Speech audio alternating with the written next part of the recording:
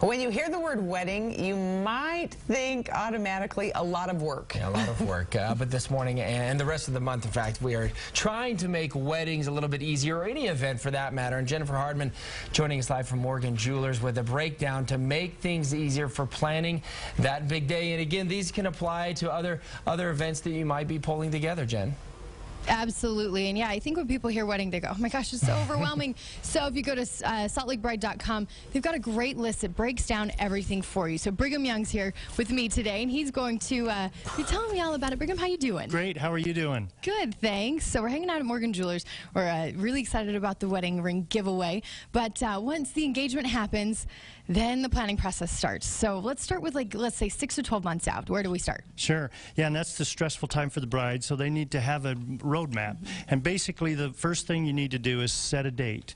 If you want to get a reception center, sometimes people change their date based on what is available there in the reception center. The next thing you'll want to do, obviously, is do a budget. Right. Average in Utah is around $10,000 to $12,000 for a wedding. Some people have different priorities. They'll want to do a lot of flowers, or they may want an expensive gown, or they may want a big party. Right. So it just depends on what you're looking for, and that allows them to set their budget that way. And then, of course, the date, and let everybody know about it. Now, I assume that 4 to 6 months out is probably the busiest time for the bride and the groom, if the groom's nice enough to help. Hopefully, yeah. Hopefully, at least he does what he's asked to do. But yeah, in Utah, 4 to 6 months is when the things start to happen, because a lot of the engagements only last about that long. But the first thing, like I mentioned before, is you want to do a reception site if you want to use that, because they fill up fast. The nice thing about a reception site is some of them are all-inclusive.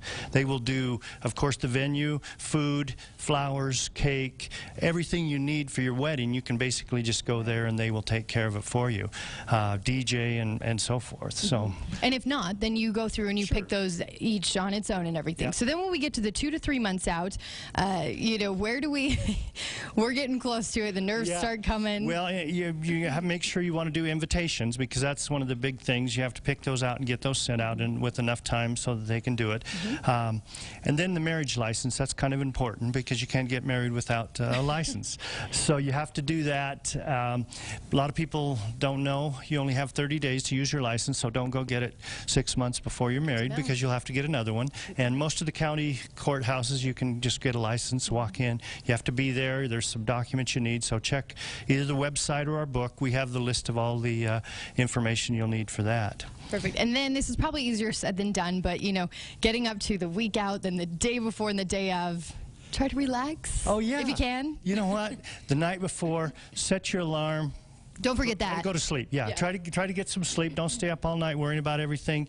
Wake up refreshed. Get ready, and you know, the day of, relax, smile, have fun, and enjoy the day, because it's a memory. And if you have photography and videography, you're going to remember it the rest of your life. So enjoy it.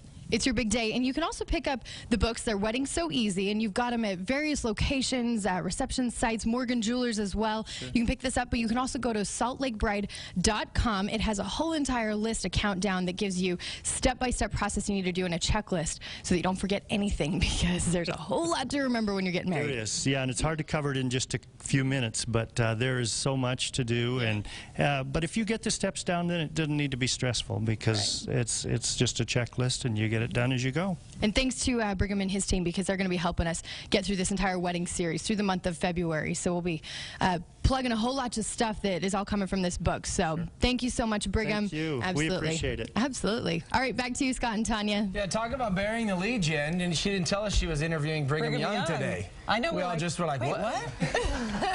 She just went right along. Hey, Brigham, come on in, Brigham. Yeah, I love that.